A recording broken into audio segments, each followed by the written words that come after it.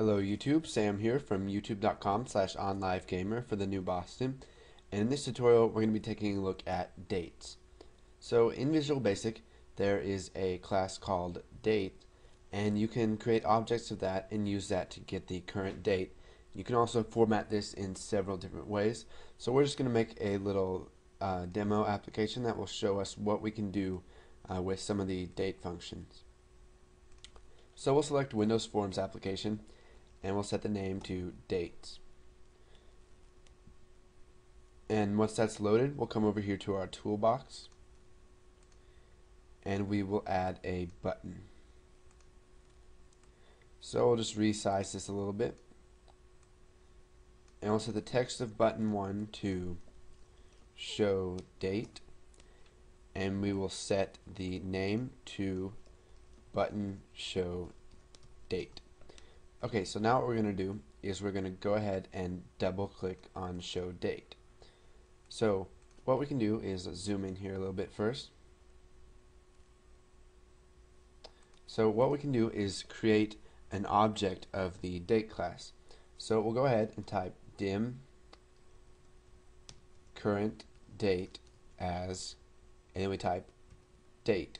And if you read the description, it says represents an instant in time typically expressed as date and time of day. So it will go ahead and get the time, that the current date, the year, the month, the minutes, the hours, the seconds, every part of the time it's going to get that. So we'll go ahead and set that equal to a value. So current date equals now. So you can see it says public read-only property now as date returns a data value containing the current date and time according to your system. So it's going to go ahead and get the date and time on the user system. So whatever machine it's running on, it's going to get their time, and it's not going to use a specified time. So let's go ahead and output the current date in a message box. So we'll type message box dot show, and we will just take our date and convert it to a string. So current date dot toString, and we'll just go ahead and set the title to date application. Now let's go ahead and run this and see what happens. So here's our form, and when we click show date, it gives us May 9th 2011 at 7:01 p.m. and 8 seconds. So if we keep clicking this, you can see that it updates according to the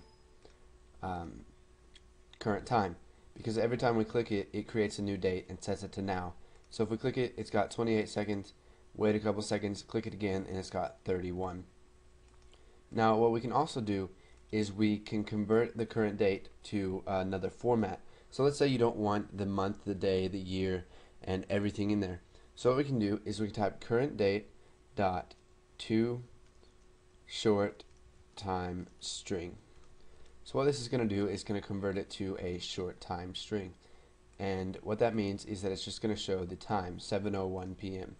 Now there are many other things that you can do with this. You can do dot to long time string. Let's go ahead and run this. We'll click show date, and we get the seconds as well as the hour and minute, and you can see that it does not update in real time. So we'll go ahead and close out of that, and we can go ahead and look at some of the other stuff that we can do. So if you just type a dot, you can see that we've got to short time string, to short date string, to 08 date, to long time string, and to long date string. So you can go ahead and play around with those, see what those do, see what happens when you type those in. And once you've practiced a little bit with dates and date objects, go ahead and move on to the next tutorial.